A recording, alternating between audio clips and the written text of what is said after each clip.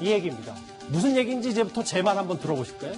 딸의 부정입학 의혹 말고도 조국 일가의 재산 증식 방식에 대한 논란도 적지가 않습니다. 또 그의 과거 발언부터 먼저 듣고 와야 될 것 같습니다. 같이 보시죠.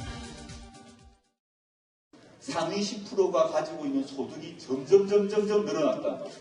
이 계기가 97년을 계기로 이루어진다고 보시면 됩니다. 97년은 뭐냐? 다 아시는 IMF 위기입니다. IMF 때 만들어졌던 상위 10%가 아주 많은 소득을 쥐게 되는 현상이 해결되지 않으니까 지금 같은 일이 벌어졌는데요. 저 IMF 위기에 대해서 본인이 저렇게 얘기했는데 화면 본인의 자산 증식 과정은 저 말과는 확연히 좀 다른 것 같습니다. 조수임 부장. 네. 당시에 저도 근무호기 운동한 거 다 기억나요. 모르신 분들 없을 텐데 당시에 조국 부부는 아파트 쇼핑을 했다. 생소한 경매 낙찰과 매매 예약을 했다는 겁니다. 네, 그렇습니다. 그러니까 이 조국 후보자의 끊임없는 어떤 의혹의 가장 정점에 있는 게 언행의 불일치입니다. 그래서 과거에 했던 얘기, 이것이 바로 말빗으로 돌아오고 있다. 이런 평가가 나오는데요. 우선 1998년 1월에 송파구의 아파트를 경매로 낙찰을 받았어요. 이거는 그러니까 직접 부동산을 통해서 중개업소를 통해서 사는 것보다 훨씬 싸요. 그리고 감정가가 3억 9천만 원이었는데 계속 유찰되고 해서 2억 5천만 원 산 겁니다. 이거는 시세보다 무려 35%가 저렴했다. 이런 거고요. 또 부산 해운대 아파트 같은 경우에는 1998년 12월 매매 예약을 했다. 지금은 잘 통용이 되지 않지만 이 부동산 가격이 요동을 칠 때 매물을 일단 잡아놓는 거, 그러니까 찜해놓는 거, 이거를 매매 예약이라고 한다는 겁니다. 그러니까 이런 방법을 통해서 이렇게 재테크를 했다. 그렇다면 과거에 했던 얘기, 상위 10%가 갖고 있는 소득이 점점 늘어나고 IMF 위기를 통해서 부익부 빈익빈이 더 고착화됐다. 이런 말은 그러면 어떻게 된 것이냐? 이런 비판이 나올 수밖에 없는 것이죠.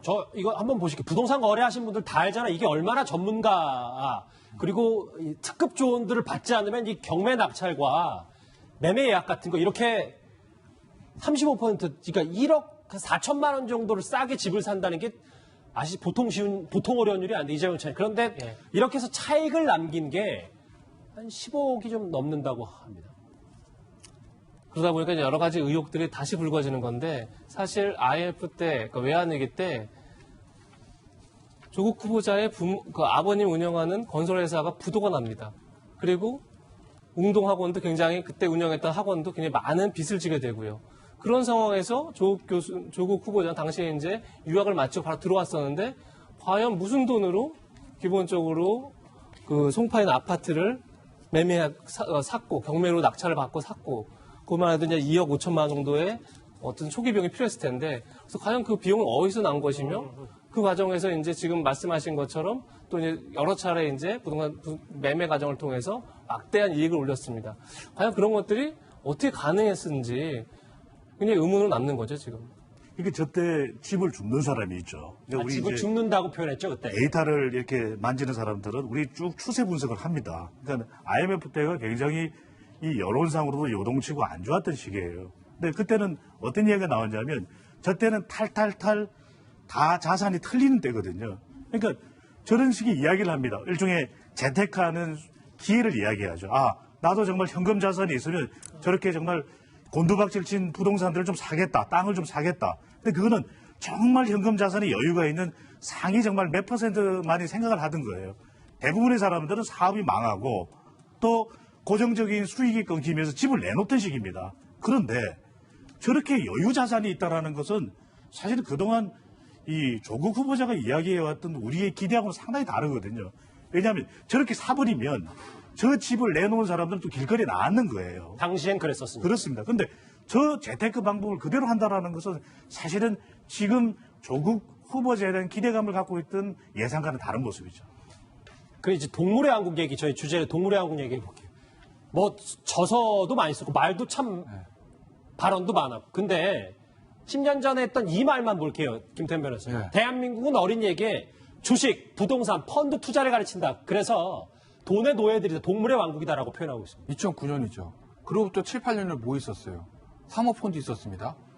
뭐 사모펀드를 했던 부인하고 자식인 그때 어린이가 아니니까 괜찮은가요? 사모펀드는 저기서 말하는 주식, 부동산 그 펀드랑 조금 다르니까 괜찮은가요? 그건 아니지 않습니까? 그러니까 본인이 했던 그 말과 행동들 너무나 차이가 있는 저런 부분이거든요. 맨 위에는 2009년에 져서 저에겐 제가 며칠 전에 한번 소개를 해드렸던 건데 IMF 때문에 많은 사람들이 집을 잃었다. 그래서 나는 그걸 예견하지 못한 관료 한국사들을 용서받을 수 없다. 그거 싸게 산 본인은 용서받을 수 있는 건가요?